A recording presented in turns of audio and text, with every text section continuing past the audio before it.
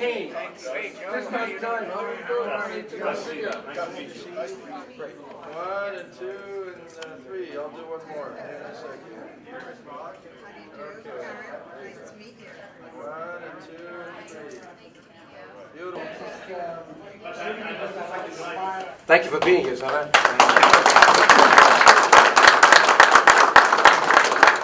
I'm glad all of you are here. I thank you for your support for the people of Albania. I thank you for the incredible effort on your behalf, on their behalf.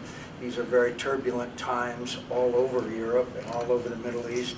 Obviously, the Turks just had an election, and it'll be very interesting to see how that all turns out. But Erdogan, obviously, ambition was to restore the Ottoman Empire. He said it plainly and quite often. In fact, Lindsey Graham and I, by the way, who's running, had very contentious meeting with Erdogan, and one of the subjects, obviously, was Kosovo and their ambitions and their treatment of the Kosovars. So all I can tell you is that we will be putting things in the Defense Authorization Bill. We will be speaking out on behalf of the people of Albania and Albanians in Macedonia and Kosovo. Yes. They're all over that. And I've been spent time in Macedonia, and obviously that problem with Greece, in my view, is a straw man set up by the Greeks. There is no reason. Every country has a right to name themselves whatever that country wishes to be called. By the way, I love that great statue there of Alexander the Great in Macedonia. It's great. Who's So, Albanian? so I thank you. I will always be with you. Again, there's a very tough history in Albania. It's very tough geographic location, wars, conflicts, and the people of Albania have always stood bravely. They have fought for their freedom and independence. There were times when people actually wanted to wipe them out. The fact is that your support, I can not emphasize enough, is so important to them and their freedom and independence. We will move forward on a number of these issues, and with a new president, and I'm sorry, I don't want to be too political here, but with a new president, I think we may have more emphasis on the freedom and independence of Albania. So with that, I would save my remaining remarks for when we are at the larger gathering here. And may I say again, thank you for your support. There's an old saying also in Chicago, vote early and vote often. So if you know anybody in Arizona, make sure you tell them. Senator, before we take any questions, today the Times had, I hate to mention the Times, but they had an article that indicated that there was going to be a substantial shift in foreign policy in the Eastern Europe. They didn't say Southeastern Europe, because of the Baltics, sending a signal, I guess, to Putin that if he thinks he's going to create another problem like he did in Crimea and now in Ukraine, it's not going to happen because we're going to have, I guess, some base there, some big weaponry. We'd like to see that kind of approach at some point, and maybe soon taken in the Balkans, because Russia has its eyes on the Balkans. They're buying substantial property privately in Montenegro. They want that warm water port they've always desired. So when they say Eastern Europe, I hope you would think about Southeastern Europe. I have to say that I don't think it's going to bother Vladimir Putin too much. He believes he's dealing with a paper tiger. He continues to make inroads. I guarantee you his next target will be Mariupol in Ukraine, so that he can have a land bridge all the way to Crimea in eastern Ukraine. The pressure he's putting on the Baltics is enormous. I mean, it's enormous. The propaganda that's coming in, the 24-hour television, all of the, and it's questionable what NATO would do. And I don't want to take too long on it, but suppose that Vladimir Putin went into the 3 Russian-speaking provinces in Estonia and just said, you know, it's our people. Do you think that the Italians would vote, or the Spaniards would would vote to invoke NATO Article 5. He's very clever, he's very smart, and obviously the Balkans is another area of his significant concern. By the way, another country, real quick, Moldova, which is not part of NATO, which has 1,400 Russian peacekeepers in Transnistria. Moldova will be one of his next targets. Yes, Yeah, I just want to ask you a question. We see again and again from administration after administration a failure to act. You've been very, very vocal about this. We could have, for example, backed the Kurds right away, and we would be much further along in response to ISIS.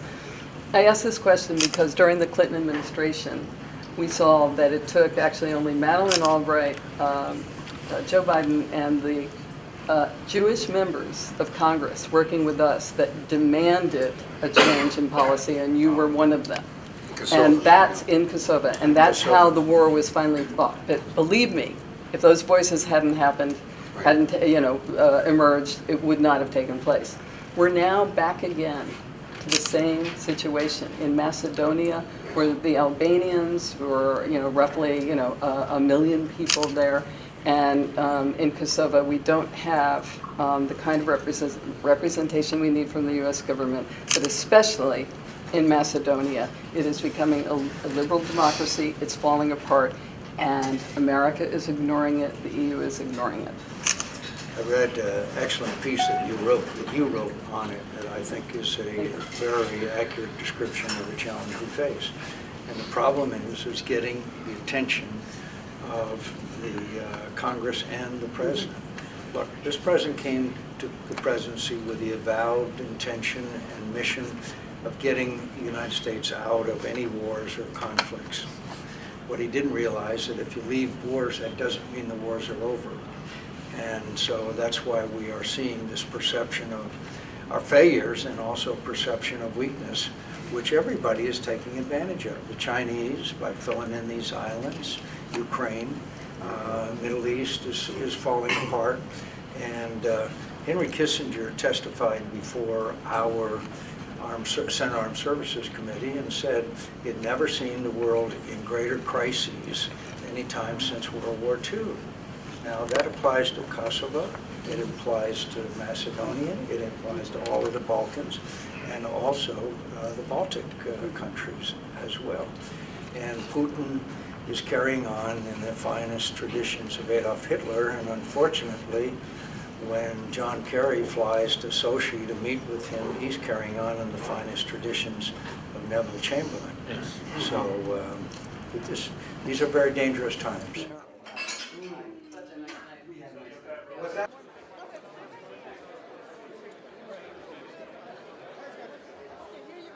Let me welcome everybody. Is everybody happy?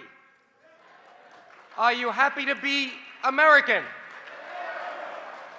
And for those Albanians here, and there are many of them, are you happy to be Albanian?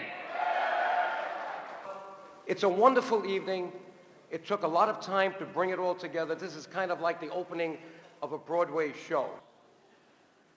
The most wonderful part is that we have someone as important as Senator McCain. Now, I'm not going to go through his resume, but remember, he was a POW, he served in Vietnam, he was at the Naval Academy, he was a congressman when I was a congressman for a couple of years. I remember seeing him in the back. I got elected in 1984, so you were there from 85, 6, I guess, then you went to the Senate about the end of the 80s. 86. So I got to know him in the House.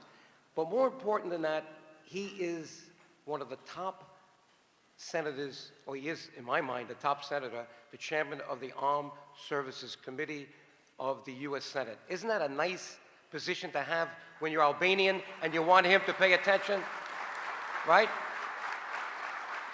Because we got a lot of problems, Senator, as you heard downstairs. Well, it's wonderful that he's here, but let me tell you, he's not finished. He wants to run for another term for 6 more years. Aren't you happy that we're going to have him for another 6 years?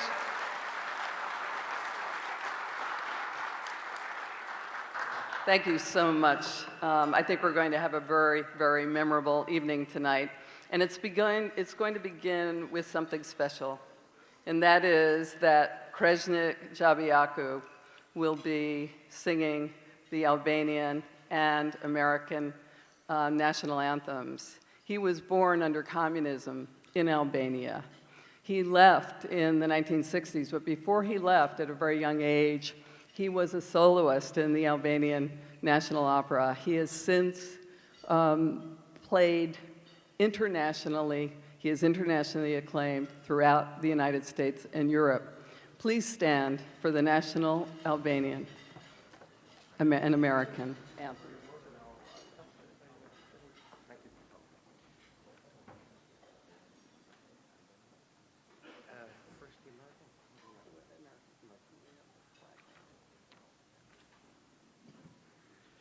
Oh, say, can you see by the dawn's early light what so proudly we hailed at the twilight's last gleaming, whose broad stripes and bright stars through the perilous fight o'er the ramparts we watched were so gallantly streaming, and the rocket's red glare, the bombs bursting in air, gave proof through the night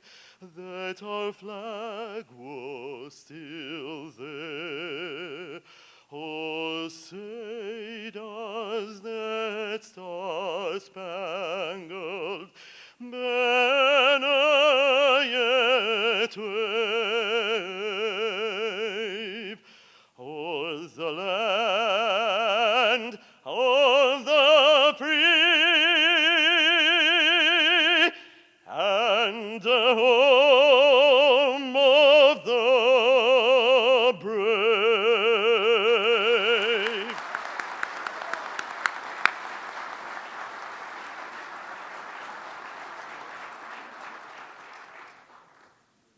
Now for the Albanian. The Albanian national rap. Rreth flamurit të përbashkuar me një dëshirë e një qëllim, të gjitha tje duke u betuar, të lidhim besën për shpëtim. Prej lufteve që I largohet, që është lindur tradhëtor, kush është të burra, nuk friksohet, po vdes I një dëshmor. Prej lufteve që I largohet, që është lindur tradhëtor, kush është të burra, nuk friksohet, po vdes I një dëshmor.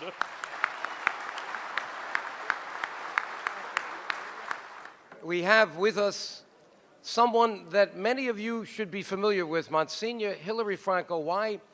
When we went to Rome, we had a delegation of our league, I think it was like 30 or 40 people, for the beatification of Mother Teresa. And luckily I had remembered that Monsignor Franco spent 26 years of his life in Rome. He's born in New York City, worked with Bishop Fulton J. Sheen, and he was the pastor of my parish for the last 15 years, St. Augustine in Ossining.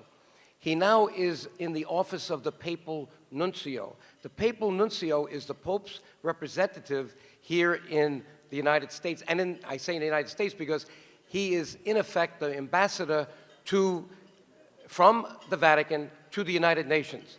Well, his able assistant is Monsignor Franco, And you wouldn't believe it. This man doesn't stop. He had his 80th birthday already, his 60th year as a priest. I attended that a couple of years ago. Let's give him a round of applause for being with us today. Thank you, Monsignor.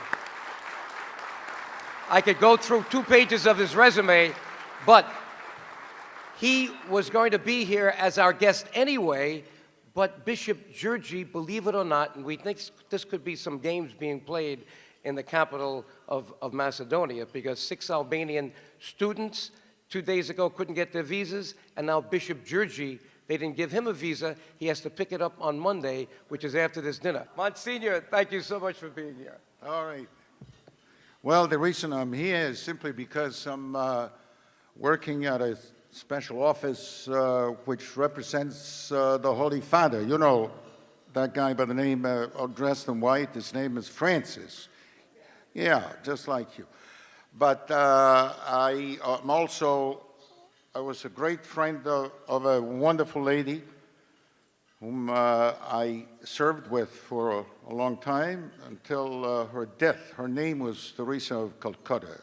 I don't know if you heard of Blessed, very soon Saint Teresa of Calcutta. How about a great applause to this wonderful lady? On September 21st, 2014, Pope Francis made an historic visit to Albania. Only one day. There he publicly recognized Albania as a unique country, and I quote him, where peaceful coexistence and collaboration exist among all religions.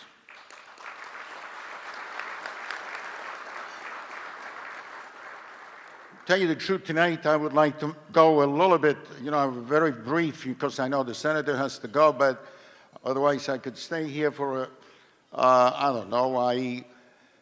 for about a day with you, because I love Albanians. I'm an Italian extraction, naturally, and I know how close we are together. But I do have to tell you that I would like to go a little bit beyond, because remember, tolerance is something, you're up here, the others are down there. I would like to have an equal way of understanding tolerance for all religions, all men of goodwill in the world. That's how we are going to change the world itself. Now, I'm sorry that His Excellency Archbishop Bernardino Ausa, the permanent observer of the Holy City of the United States, could not be here tonight. But this is a great opportunity for us on the occasion of your 25th anniversary to applaud Albanians in Albania and other Albanian lands in Southeast Europe, in Kosovo, Macedonia, Montenegro, the Preševa Valley in southern Serbia, and Chameria in northern Greece, as Muslims, Catholics, Orthodox Christians, and Jews who have lived side by side in harmony for centuries. I want to praise the critical role that Albanians in Albania and Kosovo played in saving Jews during the Holocaust. And I want also to acknowledge the significance of the theme that you have chosen this year, saluting Albanian religious in an age of intolerance. In an era when every day we witness the worst forms of intolerance in the name of religion, it is important to share with the world the action of the Albanian people, a majority of whom are Muslims, and who to this day embrace each other as Albanians first, and then as people of different faiths second.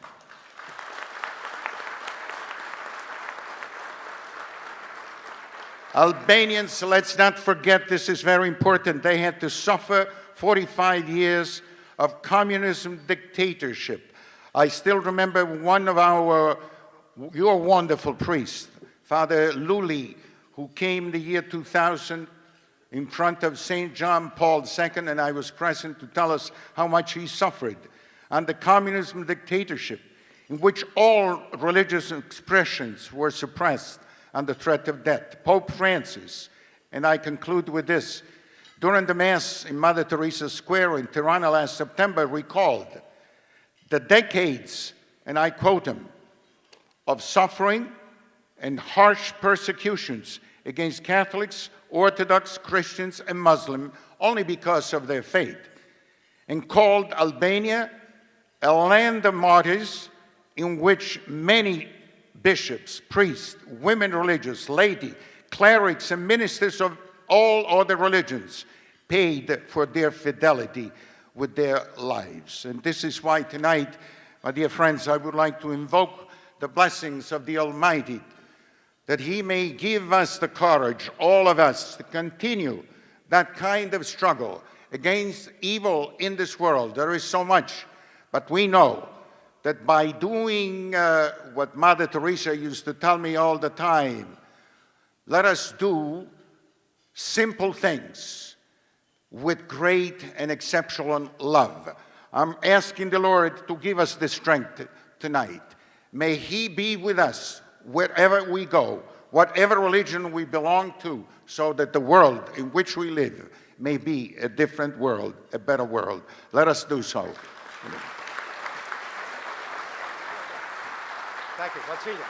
Wonderful. Thank you so much. Okay.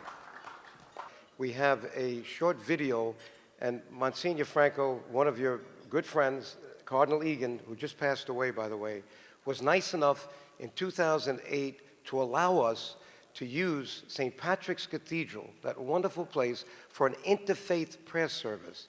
So we had an imam, we had a rabbi, we had Bishop Georgi there.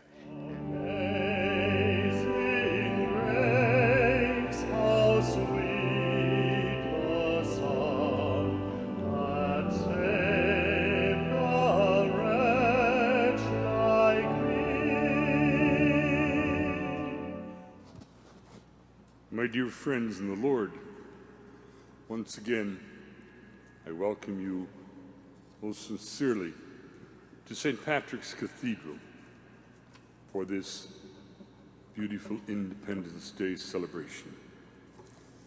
I could not be more delighted to be with you and to share with you prayer and to share with you joy, because of what has been achieved by the people of Albania.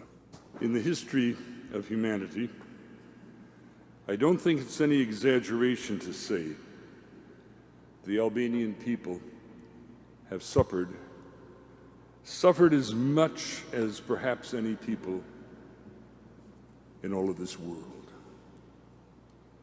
The Romans, the Visigoths, the Huns, the Slavs, the Serbs, the Turks, the Soviets, the Stalinist, communist, they've all been part of what has been a tragedy, an undeserved tragedy for a good and noble people, who, because of their strength of soul, who because of their faith, who because of their innate goodness withstood the worst attacks that could possibly imagined, and now stand before the world a free people, a people independent, a people looking to a bright future. Your Eminence, thank you so much. It was about 6 months ago that I was with His Eminence at a Catholic Youth Organization dinner, and I was telling him about the traditions of the Albanian people and how so many people of the Muslim faith actually go with their friends and family members into the churches, the Catholic churches, Your Eminence, for Christmas and Easter. And I said, wouldn't it be wonderful if we could do something on Albanian Independence Day, especially this year when we expect the independence of Kosovo, so that all Albanians and others of different faiths, Catholics, Orthodox, Muslims, Jews, can pray together. Shirley and I, Your Eminence, just returned from Jerusalem. It took 4 years to take the photos of almost 200 Albanian families who saved all the Jewish people that were in Albania, about 200, and another 2,000 that managed to escape from Yugoslavia and Western Europe. That is now in Yad Vashem, and it shows the tolerance of the Albanian people, majority Muslim, but Orthodox and Catholics, that they risked their lives in order to save those guests in their homeland, the Jewish people. And that exhibit is coming here in New York on January 27th on Worldwide Memorial Holocaust Day at the United Nations.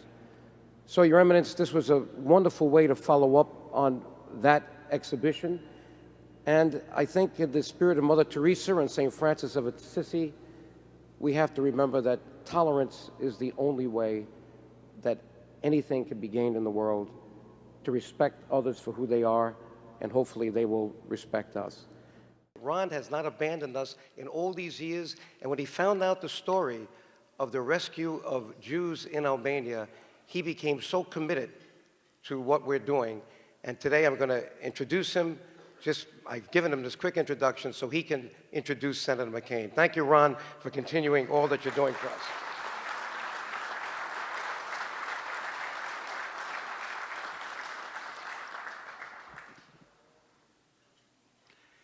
It is my great honor to introduce a true American hero, part of an unparalleled family legacy committed to the service of our nation.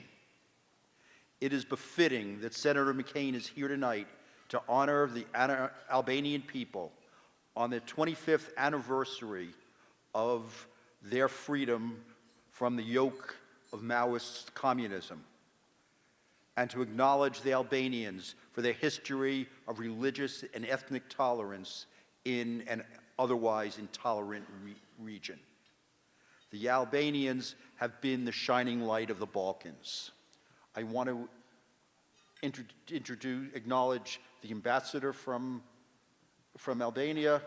I want to acknowledge Congresswoman Meng, Shirley and Joe DioGuardi, who have done so much to advance the cause, and the Monsignor. By definition, to balkanize means to divide into small, hostile, inefficient, fragmented states. Since Tito, the Balkans have fragmented into hostile states, accentuating their religious, ethnic, and historical prejudices and hatreds. Muslims, Catholics, Orthodox, and Jews have coexisted and thrived for hundreds of years in Albania as one people and one nation. In many ways, they emulate the American example, or we emulate theirs.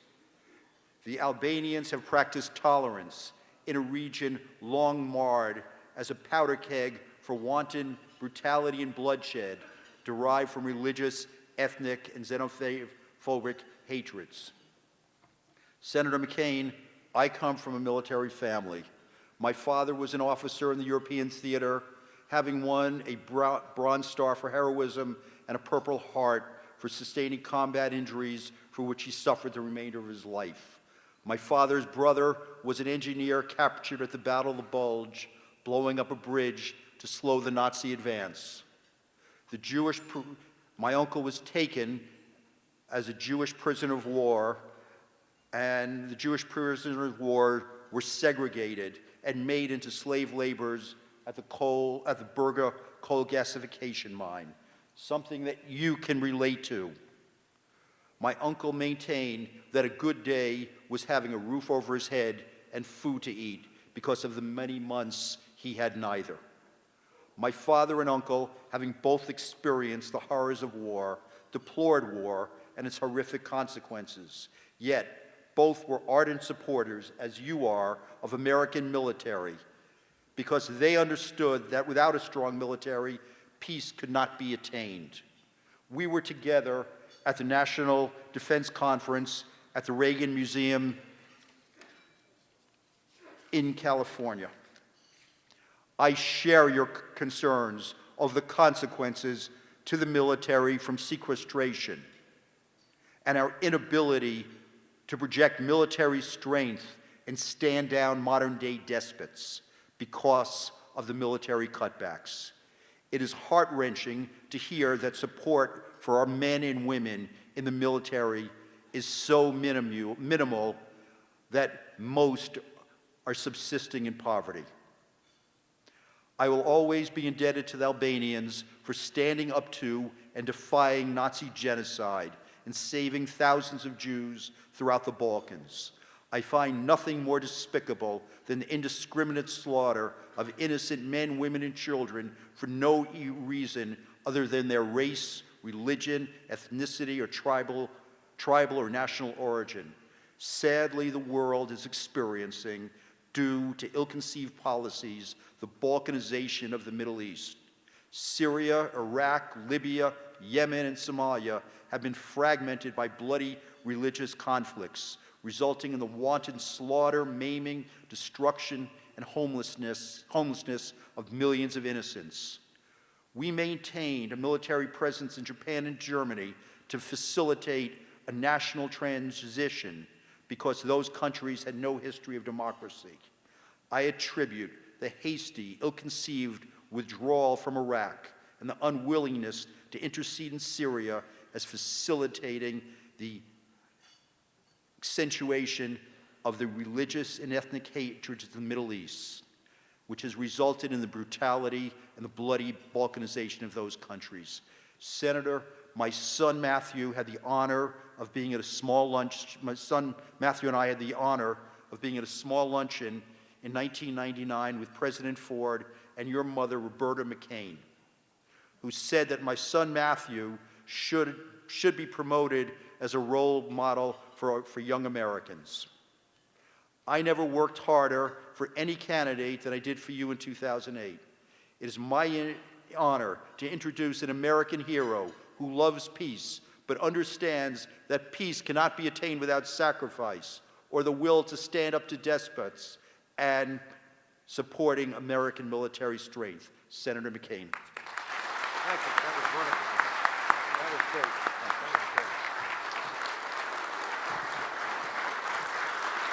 Thank you. Thank you for all your support. Everybody in this room had something else to do this evening than to celebrate the 21st anniversary of the Albanian American Civic League. You're here because you love Albania and you love America, and I'm grateful to have the opportunity to be with you. No other organization has done more to advance the rights of Albanians across the world, and I am honored to have personally known and worked with Joe and Shirley as they have fought to bring lasting peace and stability to the Balkans. And I will never forget what Joe and the Albanian American Civic League did to bring attention to the plight of Albanians in Kosovo living under the brutal occupation of Serbian dictator Slobodan Milosevic. I don't think many people know what he did personally to protect the Albanian people and help prevent genocide in Kosovo. And for all this, we owe him our gratitude. Thank you, Joe.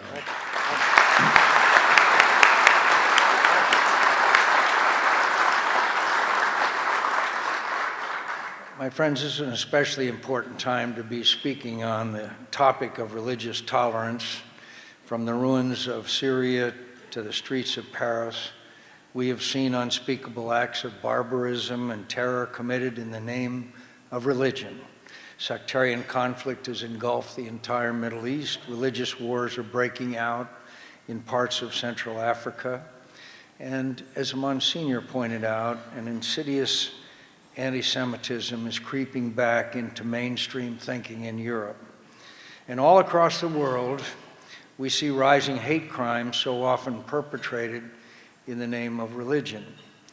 Yet against this backdrop, there is Albania, remarkable Albania, a country where respect and mutual trust between followers of all religions has engendered peaceful coexistence among all its people. Around the world, Albania is recognized for its religious tolerance as both a unique phenomenon of the Albanian people and a beacon of hope for the entire region to follow. The spirit of tolerance passed down through generations is rooted in a historic creed called Vesa that obligates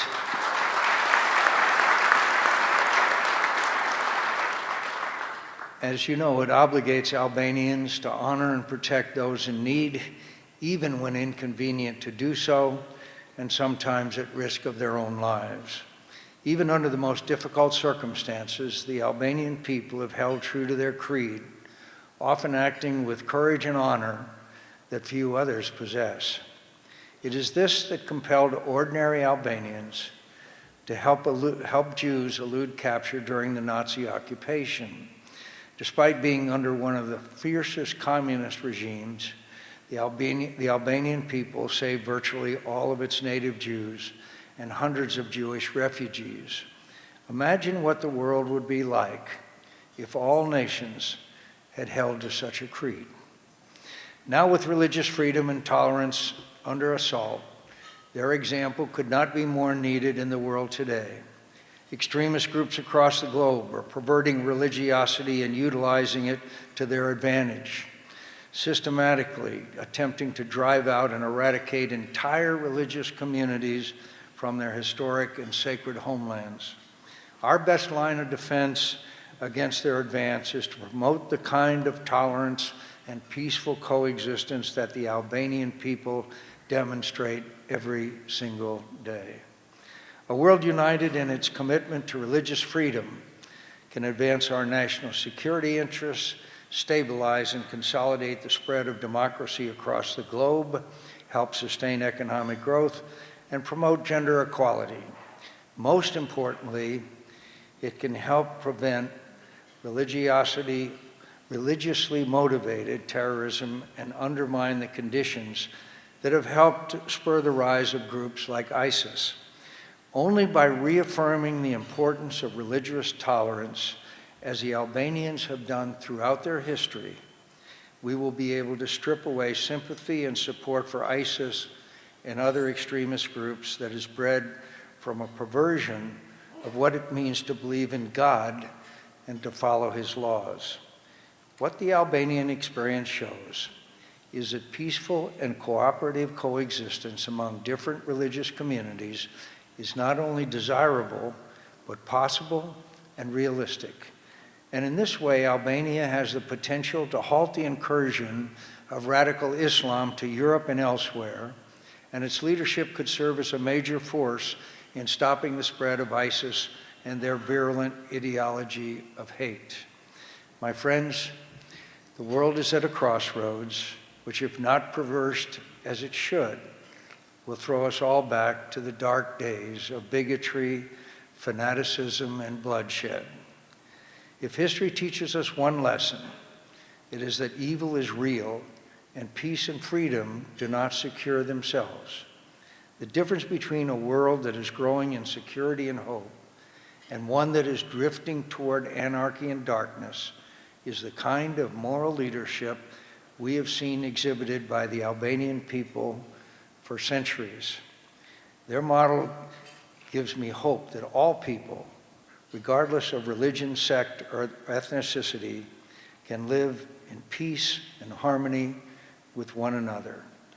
Let me again thank the Albanian American Civic League and all of you here tonight for everything that you do in the fight against intolerance and hatred worldwide. I trust that you will continue to lead the world through your example and your advocacy. Thank you.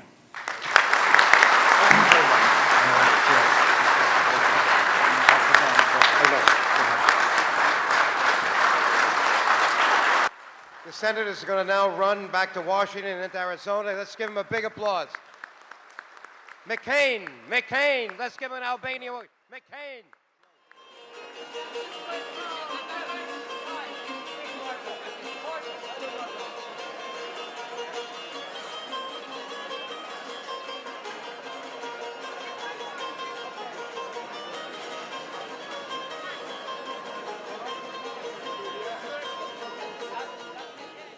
We love Chuck Schumer.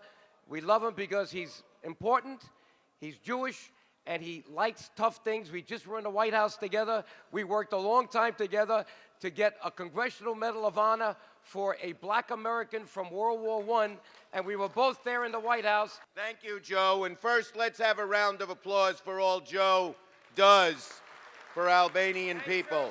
And let's not forget Shirley. Okay. It is great to be here. I love the Albanian people. And I'm so glad that New York has more Albanians than any other place in the Western Hemisphere. Now, I want to thank Senator McCain, my dear friend. I know we have Representative Meng here, Ronald Retner, who I'm working with in Rochester and Collegetown, and diplomats from Italy, China, and Israel. Thank you for coming. Now, here's what I want to say. First, Albania has long been a great friend to America. It's been a vital partner for us in the region. Our diplomats work together on social and economic development. Our exchange students share ideas, and our soldiers serve bravely together in Afghanistan and Iraq. Together, our people have fought terrorism side by side, and we bring the same shared goals, Albania and the U.S., of global stability, understanding, and peace. You can see that by looking around this room.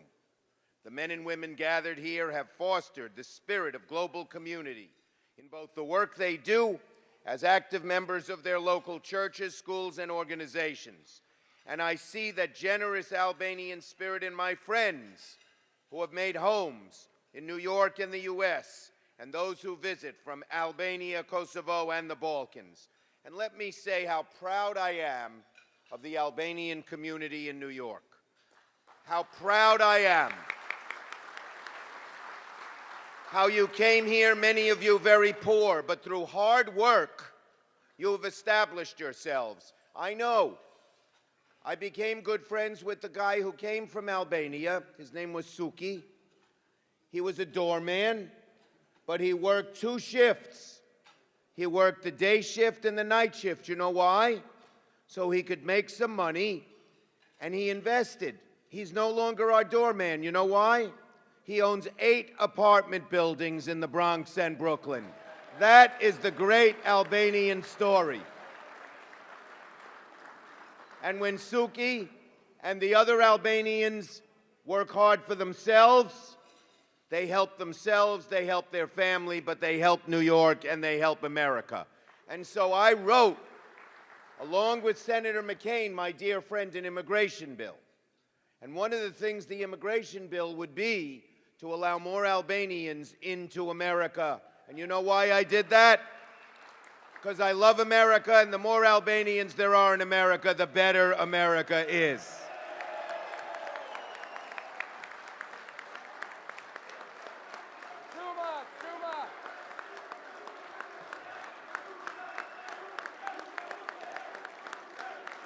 Thank you. Thank you. There are many reasons Albanians and Americans get along. We believe in hard work. We are God-fearing people. But there's another thing that both America and Albania share that most countries don't: tolerance. Albania has always been one of the most tolerant places in the world, even though it's a region that has so much conflict. And that is why I was so proud to sponsor the 100th congressional the resolution commemorating the 100th anniversary of Albanian independence from the Ottomans. And in the resolution, we talked about how Albania welcomed people from other cultures who needed refuge, including my own people, the Jewish people, when they were persecuted. Albania always opened its arms and its doors to us, something I will never forget.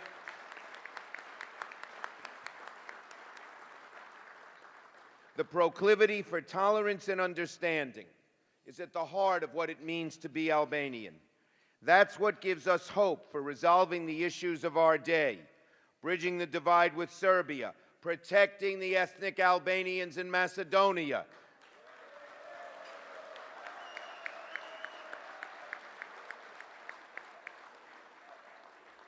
and let us remember New York. Manhattan was first settled by the Dutch, who brought with them the memory of their homeland as a religious refuge for Western Europe. The Dutch fostered a tolerance in New York and New York City, and that spread throughout America. And so in New York and in America, we say, we don't care who you are, what your last name is, what your religion is. As long as you work hard and love this country and share its values, we welcome you as Americans. That's what we have done for the Albanian community. So, in conclusion, from Tirana to New York City, we have an incredible link, a shared value, a precious commodity. And let that be what we celebrate tonight on this wonderful 25th anniversary. God bless the Albanian people. God bless the Albanians here in New York, in America, and God bless the United States of America. Thank you.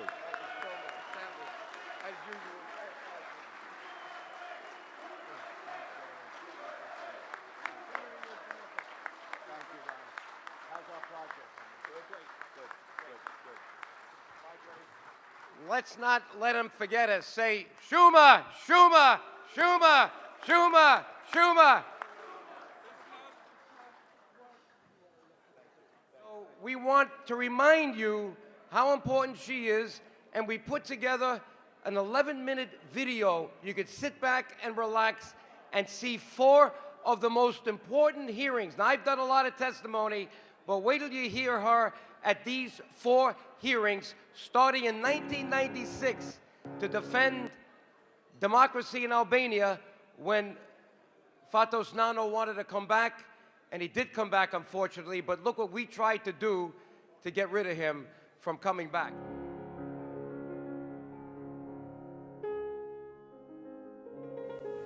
It was former Congressman Joseph DioGuardi and the board of the Albanian American Civic League who described to me in vivid detail a Tirana of just a few years ago, in which citizens wearing nearly identical suits moved furtively through the main square, where now a multitude passes and mingles daily.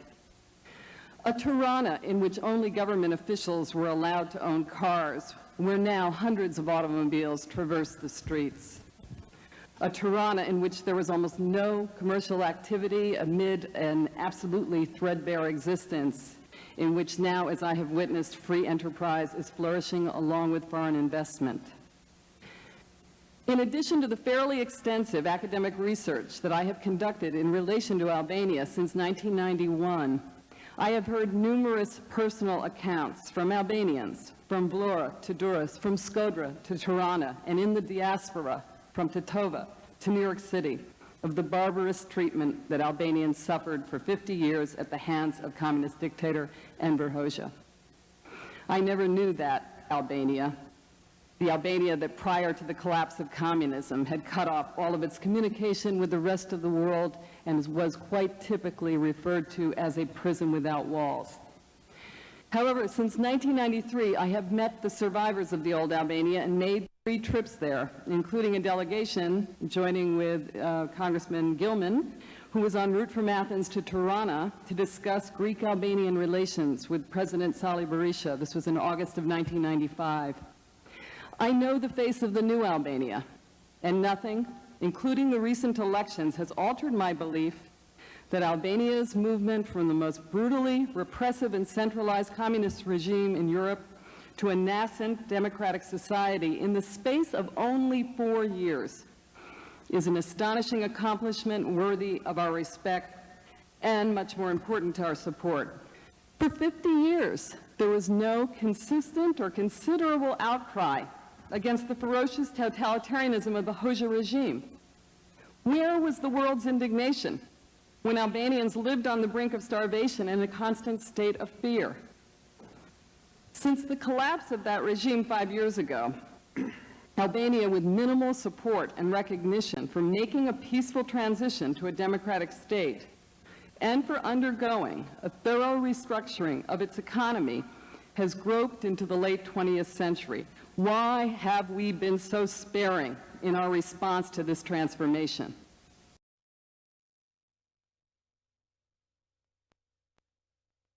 Ms. DioGuardi. I address this body today with the same convictions I had 10 years ago when I decided to devote myself to helping to resolve the Balkan conflict. And that is that the United States shares a moral imperative with the world after the Nazi Holocaust to prevent the resurgence of fascism and ultranationalism in the heart of Europe, and that it is in the vital interests of the United States to further peace and democracy in the context of a united Europe. My position and the position of the Albanian American Civic League is that there will be no lasting peace and stability in the Balkans until the Albanian dimension of the conflict is resolved, and that begins first and foremost with recognizing the independence of Kosovo. Until that happens, I believe that we're going to continue to recycle the failed foreign policy of the past, risking renewed conflict in the region at a time when we can least afford to face it, with the full-blown crisis in the Middle East, the turmoil in Iraq, Afghanistan, etc. My point of departure for evaluating U.S. foreign policy in the Balkans is its impact on the reality that Albanians have faced for 125 years. And that reality is arrest, torture, imprisonment, occupation, ethnic cleansing, forced expulsion, and genocide. This is the reality that's been repeatedly obscured and concealed, first when the great powers carved up Albanian lands after the Balkan Wars, then through 4 decades of communism, finally leading to the rise of Slobodan Milosevic, who we all know rose to power on the backs of Albanians and Bosnians through racism.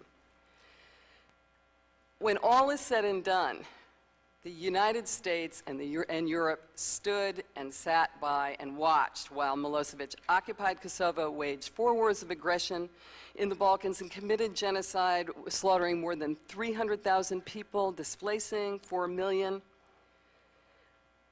And I actually believe the United States never intended to intervene in Kosovo. It was finally forced to in 1 year when the Kosovo Liberation Army rose up to defend the innocent civilians of Kosovo, and our own diplomatic maneuverings failed. I believe that Albanians in post-war Kosovo are back to exactly where they were in 1913, at the mercy of external powers, this time the United States as well as Russia and Europe, and they are wrongly being depicted by Serbia as the principal source of violence in the Balkans and wrongly as a threat to regional stability.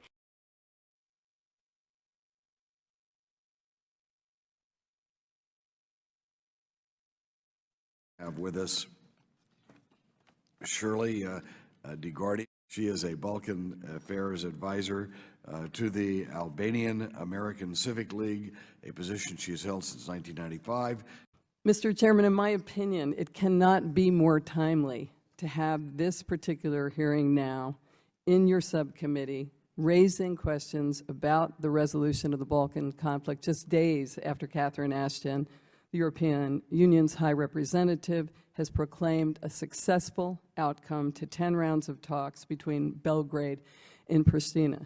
If the outcome were genuinely successful, this hearing would not be necessary, but unfortunately, in my opinion, the agreement between Serbian Prime Minister Dačić and Prime Minister Thaci is a quick fix. It does not amount to a comprehensive and effective agreement that will bring lasting peace and stability to the region. In my opinion, this will only happen when Serbia recognizes Kosovo's sovereignty and its admission to international institutions, grants equal civil and human rights to the Albanian majority in the Preševa Valley, on a par, I might add, with the rights that are currently enjoyed by Serbs in Kosovo, relinquishes its parallel structures in northern Kosovo, and focuses on the economic and political development of Serbia. Once that happens, Kosovo's government will need to focus on the establishment of a genuine democracy and rule of law, something that it has failed to do because of its lack of sovereignty and the corruption of many of its government officials. Belgrade's goal has always been to achieve its expansionist aims in Kosovo diplomatically by legalizing the partition of northern Kosovo, just as it achieved its expansionist aims in Bosnia by force, when at the end of the Bosnian War in 1995, it was awarded with the artificially created Republika Srpska. Ever since the war ended in June '99, there's been an effort to destabilize the North.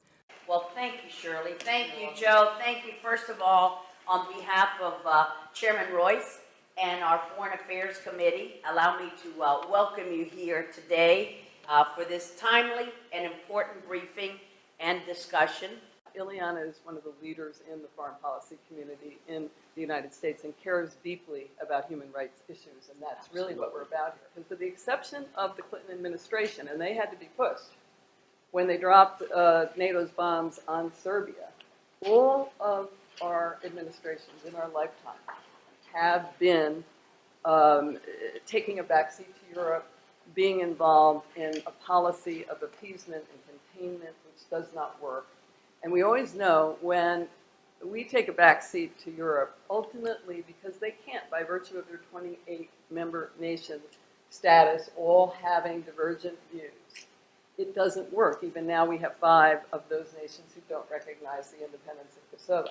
So it's always been the House Committee on Foreign Affairs. It's been Congressman Gilman, Lantos, Biden, Hyde, you, Dana Rohrabacher, quite explicitly, who made it possible, working with us in part, our information, and having more than one hearing over time, that led to peace in the region up to a certain point and the independence of Kosovo. Unfortunately, we are now back to where we kind of all began. We know that the bombs were dropped and it stopped the war finally, Slobodan Milosevic's genocidal march across Europe for a decade. Then, what happens in 2001? Macedonia erupts, and there's a great, fanfare about who was really responsible. It took us a year to convince state and the National Security Council that it wasn't Albanians who actually initiated this. It was actually coming from the ethnic Macedonian Slav ruling party. And we tried to even speak with them to say, don't move this into a military conflict. This can be resolved diplomatically, but unfortunately, no one anywhere was paying attention. But we need a reset button there because there's been too much of an orientation of, let's just have stability. Stability at all costs. That's terrible. And it is. And we know now in the 21st century this can no longer work. Human rights now has to come to the forefront. And what we especially want to do is ask for the United States to now pay attention because we're in danger, and I'll tell you why we're in danger. Macedonia is in line to enter NATO and enter the EU, and I'm very curious about how this can happen given the terrible conditions in which non-ethnic Macedonians are being treated, but also even many ethnic Macedonians, because we have all through the region now a power elite holding on to most of the benefits. And a corrupt power elite. And why, oh why, oh why, has the United States and the EU, have Washington and Brussels thought they could look the other way as if nothing, was about to emerge? Thank you for being here. There's no way, to capture the journey of 25 years tonight. As you all know, we just chose some clips from my own personal, testimony before Congress. And you'll see, by the way, 25 years outlined or in highlights in your journal, so I hope you'll spend some time to look at it. But I want us to mention 3 pivotal developments without which we would not be here tonight. The first was Joe DioGuardi discovering his Albanian roots when he came to Congress, and it was his first birthday party. And there were several Albanian Americans in the room. He didn't know it at the time, and they overheard his father speaking Albanian.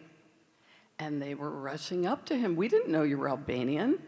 And he said, well, I believe that, my father speaks, a dialect of Italian. Oh, no, you're Albanian. You're probably originally from Kosovo. Joe didn't know, his sister didn't know, his brother didn't know that his father spoke two languages, Italian and Albanian, the only languages he spoke when he arrived in the United States. The second pivotal development is the meeting of Joe DioGuardi and Shirley Cloyes. And it was my sister-in-law, Angel Oliveri, who's here tonight, and I might want to add, is with her husband, Tony, and my brother-in-law, Joe's brother, Dick, with his wife, Louise. And we're really, really happy to have you, very much. They played a major role in our lives. Angel was the first person who said, she was astonished. She said, it's really rare to have two people meet in the mid-90s and fall in love out of a conviction about the Balkan wars. Most people in the United States weren't even focusing. And Joe and I did meet in that way. We were both influenced by our knowledge of the Holocaust, in my case from a very young age, at the age of 10. We both had a commitment. We knew who Slobodan Milosevic was. We knew he was a new Hitler in the heart of Europe. And we had a commitment to ending mass atrocity in our time. The third pivotal development is the foundation of the Albanian American Civic League. And that happened after Joe left Congress in 1989. I hope that all of you have time to look at the bios of our members of the board. You will see a very common and marvelous experience reflected there. Everyone is from different parts of the Albanian land, whether it's Albania or Kosovo or Macedonia or Montenegro or the Preševa Valley. And I don't think we have anyone from Chambrio, but we certainly recognize it. All part of Albanian lands illegally divided, but sitting side by side over centuries. All of the people that you will read about in our board, in that journal, came out of an experience. It could have been their grandparents, it could have been their parents, it could have been themselves, going through the Holocaust. And we have the Ilichkai family were actually recognized rescuers during the Holocaust. I was on our board. Everyone, often themselves, went through the experience of communism, went through definitely the experience of Slavic domination and oppression, and had to leave their countries. Most of the non-Albanians in this room did not have to leave their country, and they came here and they all made a tremendous, tremendous contribution to the United States. And I would like everyone on the board who's here tonight, and by the way, not everyone is here, to come up. I'm going to mention everyone's name, and Joe and I would like you to come up here, and we also have something very special to give you. So I'm going to mention everyone's name, and if you just come up as I do, I'd really appreciate it. Aga Malichkai, Zef Balai, Fatan Bislimi, Luan Bakola. Please come. Arslan Çekai, Zef Dedavanai. By the way, guys, we won the we won the war. We've got to move. Jared Stedbukai, Vero Jambalai, Sami Januzzi, Zudi Karajosi, Mislim Kuka, Faik Lita, Luan Mazreku, Rifat Mehmeti, Marash Nutsulai, Hafiz Shala. Please. We have something that we would like to share with you.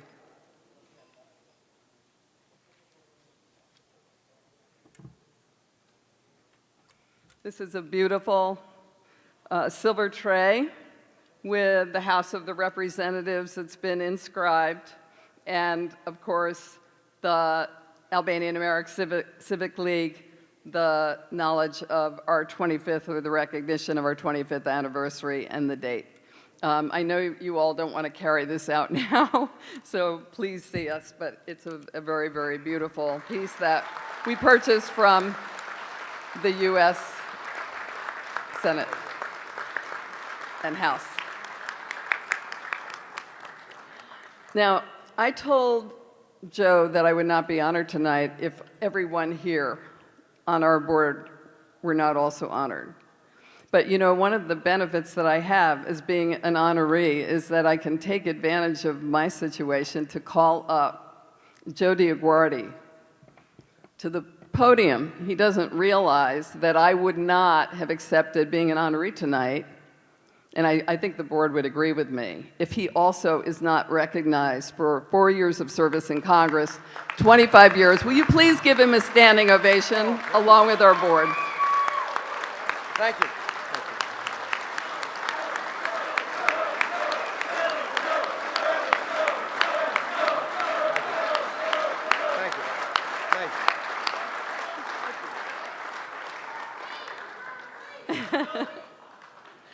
And finally,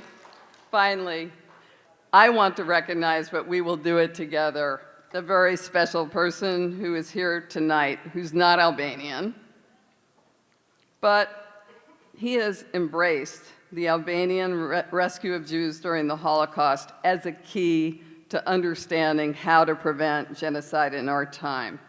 And in recognition of his enormous contribution to expanding international awareness of the Albanian rescue and its implications for our world, we asked Ron Retner this past year to be the Civic League's Jewish Affairs Advisor, and we want to surprise him tonight by giving him the Civic League's Balkan Affairs Award, which is only in the past Balkan Peace Award, sorry, which in the past has only been given to members of the House and the Senate. So Ron, please. Ron, thank you.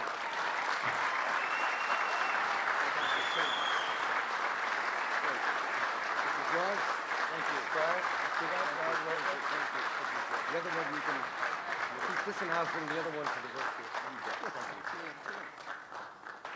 What can I say? I am deeply honored and humbled to have been awarded the Balkan Peace Prize. I want to thank Joe DioGuardi and Shirley for their tireless efforts in advancing the interest of the Albanian Americans, Jewish Americans, and international peace. Joe and Shirley are very special people, and I'm proud to have them as my dear friend. Given the volatile history of ethnic and religious strife in the Balkans, a Balkan Peace Prize is somewhat contradictory. Yet its symbolism is very real, and peace in the Balkans sends a message of hope to a world replete with religious, ethnic, and tribal conflict. If this volatile region can learn to coexist as small, fragmented neighboring states, this brings about a ray of hope that other divisive, conflicted regions can learn to coexist, however fragile and fragmented. The Balkans have a long history of tension and racial and ethnic hatred, and have been branded the powder keg of Europe. explode the Balkans did in the 1990s, following Tito's passing and the fall of communism. Yet after fragmenting into small, ethnically and diverse structured states, my hope for the Middle East is that region can be restructured, not as nation states conceived by the British and French following the fall of the Ottomans, but as states conceived as ethnically, religiously similar, so that peoples of the region can coexist. Despite 400 years of Ottoman occupation and repression, the Albanians were the shining light of the Balkans, where religiously diverse peoples live together as one people. I will always and forever be grateful to the Albanians for sparing their entire Jewish population from Nazi genocide and by creating a veritable underground railroad in safeguarding and rescuing thousands more out of Macedonia, Serbia, Croatia, and Greece.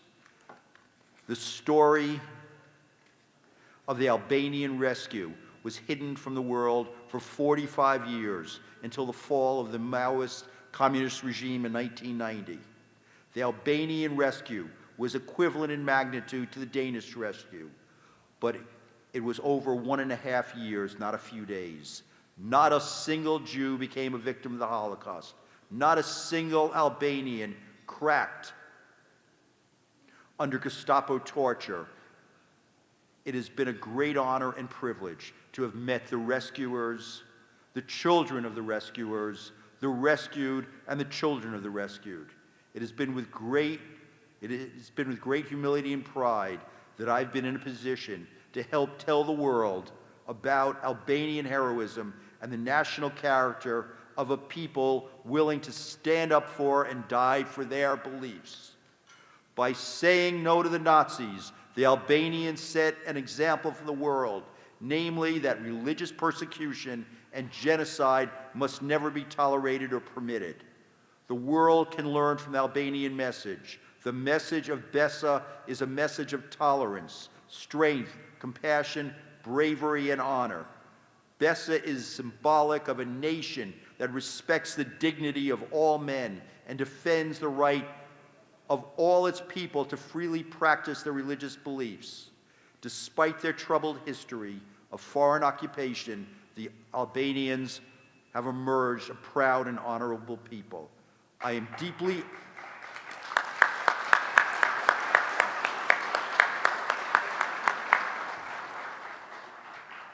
deeply honored by this award, and I'm proud to have come to know and befriended the Albanian people. Thank you so much.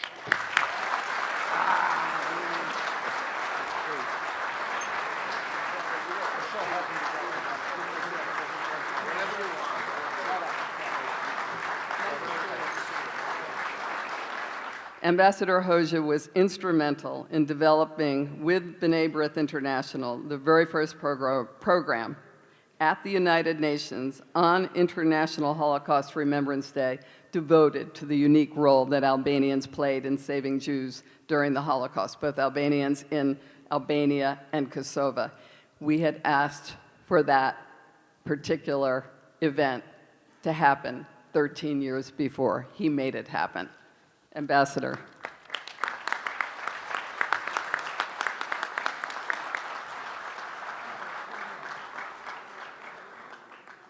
Thank you very much, Shirley, for those very nice words. I don't know whether I really deserve all that. When a British Zionist traveled to Albania in 1935 to see whether the country could serve as a Jewish national home, a government minister at that time told him, in Albania, religious intolerance is quite unknown. Herman Bernstein, the American envoy to Albania during the pre-war period, wrote in 1934, Albania happens to be one of the rare lands in Europe today where religious prejudice and hate do not exist. Last September, Pope Francis chose Albania as his first destination to Europe to confirm, 80 years later, exactly the same thing and pay a high tribute to the nation as a model of interreligious harmony. In the yearly US Department of State reports on religious freedom in the world, Albania stands resolutely as a firm rock of religious freedom and tolerance.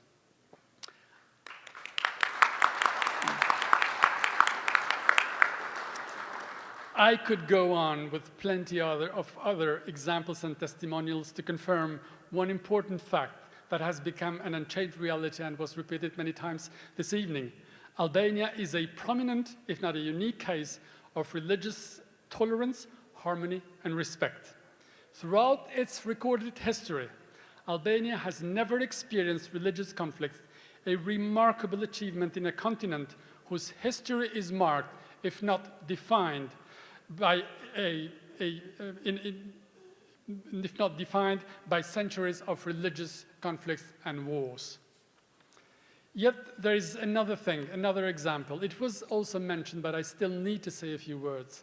It's an example that I need to highlight and that illustrates at best the Albanian exception.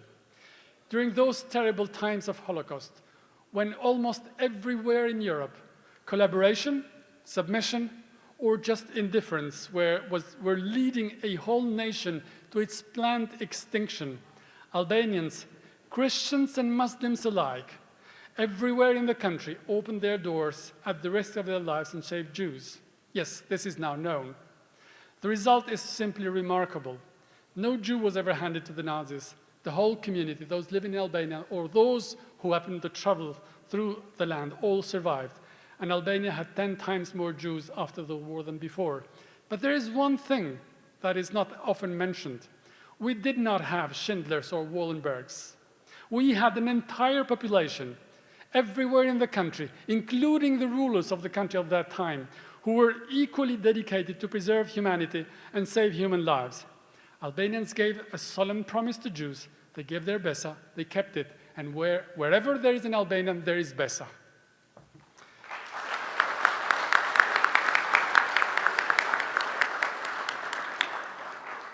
It may look distant, but it was just yesterday.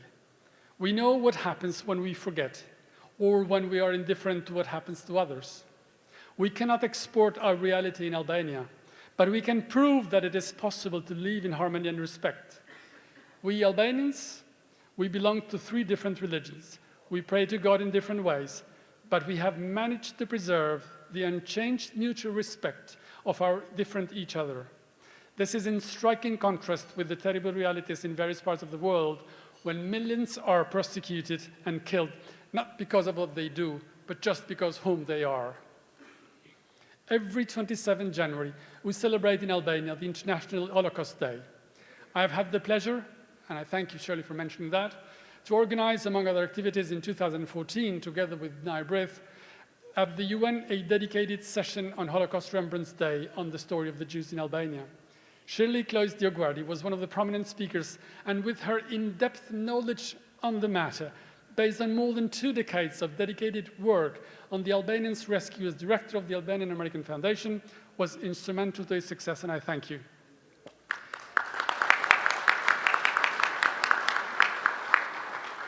But this is not all. Shirley, together with the remarkable contribution of Joe DioGuardi, both as a member of the US Congress and in other capacities, with his unparalleled energy and devotion, and we know that, have uninterruptedly for the last 25 years in the board of the Albanian American Civic League, greatly contributed for peace and stability in the Southeast Europe, and we have the testimony tonight. We Albanians are there in the first row to testimony and prove it. A big, warm and heartfelt thank you, a thank you of gratitude to both Shirley and Joe and all members of the Albanian American Civil League and Foundation for what they have done for Albanians everywhere in Albania and in the Balkans. Thank you.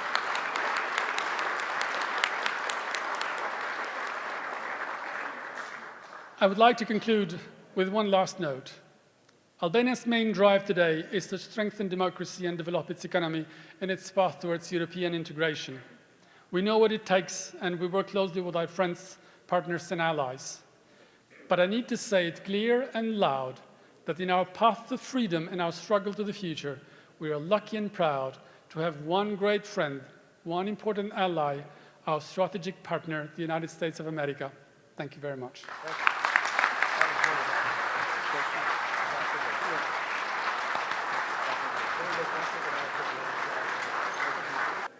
it's not many organizations that can say they have a board of people who have served 20 to 25 years. That's extraordinary. 15. I think of something that actually it was Senator Biden who shared with all of us, a poem by the late Irish poet Seamus Hemming. I'm not going to read the entire statement, but I will read the most important one.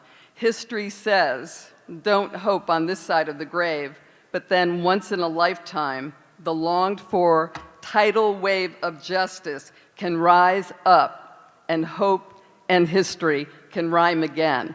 That's something that the Civic League board and some of the members of this community brought about when Kosovo was recognized for independence in 2008. For that short period of time, the tidal wave of justice rode up, and the other period was the end of communism in Albania. Now I want to shift to another part of the world and somebody I'm really very, very happy to have met tonight for the first time, and that is Congresswoman Grace Meng. She is the first Asian American member of Congress from New York. She's the only representative of Asian descent on the entire East Coast. She's a member of the House Foreign Affairs Committee, and she serves on the subcommittees on Asia and the Pacific and Middle East and Africa. And if you haven't heard about her or met her, we have with us tonight Chinese American friends of Joe and me, and 2 officials from the Chinese consulate in New York who are very happy that we asked Congressman Meng to speak. And they're also happy about the Civic League's recognition of China for accepting Jews without visas or papers during the Holocaust, about the unique role that Dr. Feng Shangho, the Chinese Consul General in Vienna, played in giving visas to 30,000 Jews, and about Shanghai for receiving Jews and sustaining them over World War II, until well after World War II was over, at least 19,000. And as you'll see in the dinner journal, if you go to the inside, almost to the end of the journal, you will see that the Civic League stands together wanting to recognize 2 ancient peoples, Albanian and Chinese, both with close relationships with Israel and the United States.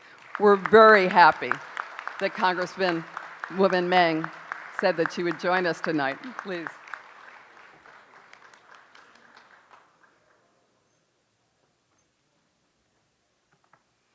Are you ready for another speech? Good evening, everyone. I'm Congresswoman Grace Meng, and I'm here all the way from Queens, New York, and it's such an honor to join all of you here today. To Mr. Ambassador, to Rabbi Potasnik, to Chairman Cox, to everyone who's here tonight, to our civic leaders and clergy leaders. I especially want to thank Congressman Joe DioGuardi. Been tongue-tied. This is my first time meeting them. I was very excited. To Shirley, Cloyes, DioGuardi, who I've also met for the first time tonight, and of course to our co-chair, Ron Retner. Thank you so much for the amazing work that you do. You know, I get to go to a lot of events, and every single night there are events all throughout the city in Washington, D.C., with so many leaders and so many groups. But I have to tell you that tonight's event has really stood out to me.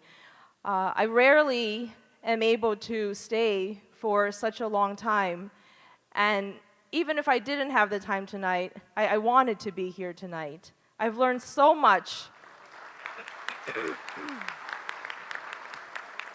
I've learned so much from all the speakers, from Senator McCain and Senator Schumer as well. But really, tonight's event, this journal, these awards that were given to the board members, you were definitely on the list, don't worry, doesn't come just out of knowledge up here, but it truly comes from the heart. And you can see that and you can feel that in the room tonight. So once again, to Joe and Shirley, thank you so much. You've really touched me with the tremendous work that you've done. For those of you who don't know me, I was born and raised in Queens. My parents were immigrants to this country in the early 70s. I'm so proud to represent parts of Queens, from Bayside to Forest Hills to Ridgewood. I always forget some towns, so someone's going to get upset. But in that whole area, I'm proud to serve on the Foreign Affairs Committee and the Small Business Committee. And I have to tell you that the New York delegation, our 27 Congress members and our senators really work in a bipartisan fashion. And that's something that we are very lucky to have here in New York. On the Foreign Affairs Committee, I'm especially proud to work with, and you'll hear from them via video, I believe, a little later, Congressmembers Dana Rohrabacher and Congresswoman Ileana Ros-Lehtinen. We are of different parties, but I can tell you that the House Foreign Affairs Committees is one of the few committees that works very well together and gets things done. I'm proud that one of my first pieces of legislation to be passed into law in Congress was regarding the desecration of cemeteries and speaking out against that and religious intolerance. And I think that being able to be here tonight to be part of AACL's 25th anniversary celebration and of this recognition of Shanghai's rescue of Jews and also of Albania's rescue of Jews during the Holocaust.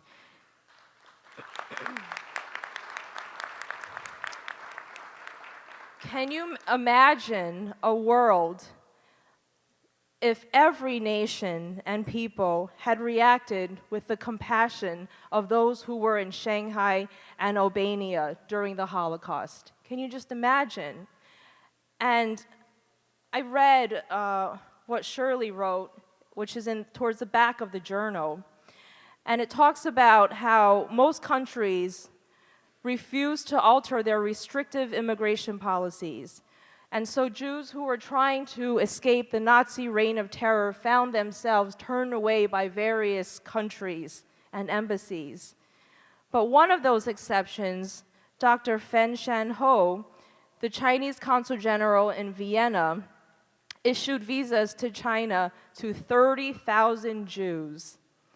And later on, when he was asked why, he said, "I thought it only natural to feel compassion and to want to help. From the basic standpoint of humanity, that is the way it should be." That is a piece of history that I did not even know growing up as a Chinese American in the United States. And so I'm so glad that Shirley and Joe and AACL are working so hard to promote that piece of history, because how wonderful a message that would send in a world with everything that's going on today, and the important message of tolerance that we all around the world so desperately need to hear. It's great to see such diversity here and such recognition across many communities of historical truths about genocide and the importance of genocide prevention in our time. In that vein, there is still so much work to do in relation to the recent history of the Balkans. And I've been active on this on the Foreign Affairs Committee. We're working on a resolution regarding the need for justice in the murders of the Bitici brothers, who are also American citizens. We've also co-sponsored a resolution regarding the genocide at Srebrenica. Sorry about my pronunciation. And we're working toward enough co-sponsorships of that resolutions to make it eligible for consideration in our Foreign Affairs Committee. The history of Albania and the Albanian peoples must be recognized and celebrated, as must the strong relations between Albanians and the American and Jewish peoples. I'll continue to work with you to do this in any way that we can. Once again, I really wanted to be here and to thank all of you for your work. To Joe and Shirley, I'm so impressed and so happy that I finally got to meet you tonight, and really look forward to working with you and the board and everyone here. Thank you so much for the strong message that you send to the world.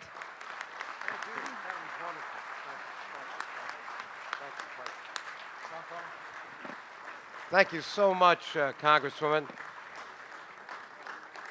I have to just acknowledge Sam Mock, another fellow CPA that I've met over the years through the Association of Government Accountants. Sam, stand up with your Chinese. They came from Washington and some from New York. These are Chinese-American business people and also the Consul General. Thank you so much for joining us tonight, taking the time to come from Washington, Sam. Thank you. Thank you, Congresswoman Meng. I'm not at all surprised that you work with Dana Rohrabacher. Dana Rohrabacher is much loved in this room, and he has the same kind of commitment to justice and self-determination. We know how many years he's worked on Albanian issues. Just want to point out one very, very important moment. I mean, we're talking 20 years, but he helped turn the tide with Henry Hyde when, and it was a hearing that the Civic League had great role in designing, in which, for the first time, we had the Roman Catholic Bishop of Kosovo and Father Luce Georgi, that was Mark Suppi at the time, and Father Luce Georgi, the official biographer of Mother Teresa, testifying before Congress. And most members didn't know that there are 200,000 Catholics in Kosovo, and all of a sudden, Dana Rohrabacher turned to the chairman and said, Chairman Hyde, if the Bishop of Kosovo doesn't have any problem living in a Muslim majority, country, why does the United States have such a problem? So we're going to take a break for a minute before we hear from the wonderful Rabbi Potasnik, and just listen to our dear friend Dana Rohrabacher, who wasn't able to be with us tonight. He's in the district, but he sent his message via video. Please put it. Greetings to all my friends at the Albanian American Civic League, especially now on your 25th anniversary. And I'm very pleased to congratulate you on 25 years of good service to the cause of better relations between the United States and Albania, and also, of course, drawing attention of America to the great contributions that Albanians have made to the peace of the world, and especially to the peace of the Balkans. I know that the Albanian American Civic League, under Joe and Shirley's great leadership, has drawn attention to the fact that the Albanian community played a significant role in saving Jews during World War II. This unselfish act, and which put themselves at risk, saved thousands of Jews who otherwise would have been exterminated by the Nazis. I want to thank Joe and Shirley also for reaching out to members of Congress like myself and making sure that we're informed of what's going on in the Balkans. I just returned from there and found that their guidance over the years has helped me understand a very complex situation. Also wanted to mention that it was Joe and Shirley that brought my attention originally to the plight of Kosovo and got me involved 25 years ago in supporting this very fragile situation, which could have gone either way, and I think I played a positive role due to their guidance. I want to thank all of you then for what you're doing for the Albanian American Civic League, and congratulate you on 25 years of good service that has benefited both the Albanian community in the Balkans, but also the people of the United States of America. Albanian Americans. That's what we're all about. God bless you, and happy 25th anniversary. Good evening and welcome to the 25th anniversary celebration of the Albanian American Civic League and Foundation. I regret that I'm unable to join you in person in celebrating this auspicious occasion, but it is my distinct pleasure to congratulate Shirley for her 20-year contribution, the Civic League for its 25 years of assistance, and Joe for founding the Civic League when he left Congress in 1989. Joe and Shirley and all the board members have tirelessly advocated on behalf of Albanian Americans and for its leadership in promoting religious tolerance and peace and stability in the Balkans. In addition to my close friends Joe and Shirley, I also want to congratulate the board of the AACL, who are also tonight's honorees. I have worked closely with Joe and Shirley for so many years, and I know that there's probably no one else who has done nearly as much as these two have to promote the AACL and its important mission. They truly deserve to be recognized for all of their efforts. Indeed, the theme of tonight's program is Saluting Albanian Religious Tolerance in an Age of Intolerance. And now more than ever is when we need to be reminded of the compassion and the humanity that we're all capable of, even during these most trying times of hardship and suffering. Throughout history, the Albanian people have risked their lives and the lives of their loved ones to help others and have shown a remarkable capacity for good. The courage they have shown through the darkest of times is unparalleled, and their unwavering commitment to their values and beliefs is something that should not only be praised, but emulated throughout the world today. The lengths of the Albanians in Albania and Kosovo, the lengths that they went to in order to save thousands of Jews from certain death during the Holocaust, that must always be remembered, must always be honored. The Albanian people are people of great faith and compassion who have shown the world how to live side by side in harmony with people from all different religious and ethnic backgrounds. With the alarming rise of anti-Semitism throughout Europe, and indeed across the globe, and the spread of radical extremist Islam, we are entering a new and dangerous era of intolerance. But there is still hope, and we can still fight back from this intolerance. The proof is sitting right there in this room. Albanians have played a unique role in promoting religious tolerance and risking their lives to save those in need. And I'm confident that they can again be leaders in defending Jews from the anti-Semitic sentiments and from protecting Europe from the incursion of radical extremist Islam. It is no easy task, but it is a mantle that the Albanian people have taken up and will continue to carry. And I look forward to continuing to support you in your work. So once again, I congratulate you on tonight's 25th anniversary, and I am proud to stand with you in your efforts to promote religious tolerance. Congratulations and thank you. We have another great friend, Rabbi Potasnik. He was at another event, and he came over here just in time. Rabbi, thank you so much for being here. And where's the imam that came and his daughter? Me emrin e Zotit të madhërueshëm, ju përshëndes dhe në të njëjtën kohë lutem Zotit të madhërueshëm që të bekojë këtë tubim shpirtëror me përmasa të mëdha kombëtare, adetare edhe fetare. Me një tubim të tillë na kënaqet shpirti dhe zemra, se kujtojmë dhe rikujtojmë ata burra të nderuar. Me në krye zotërinë e nderuar, zotin DioGuardi dhe zonjën e nderuar, të cilët ishin nismëtar.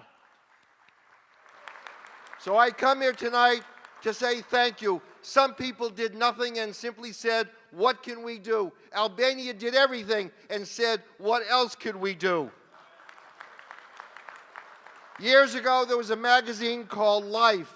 After Life, there was a magazine called People. After People, there was a magazine called Us. And after Us, there was a magazine called Self.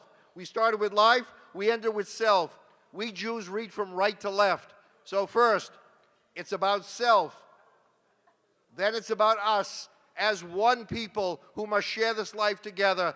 Thank you, Albania, for teaching us we can be of different faiths, but ultimately we are of one family. Amen.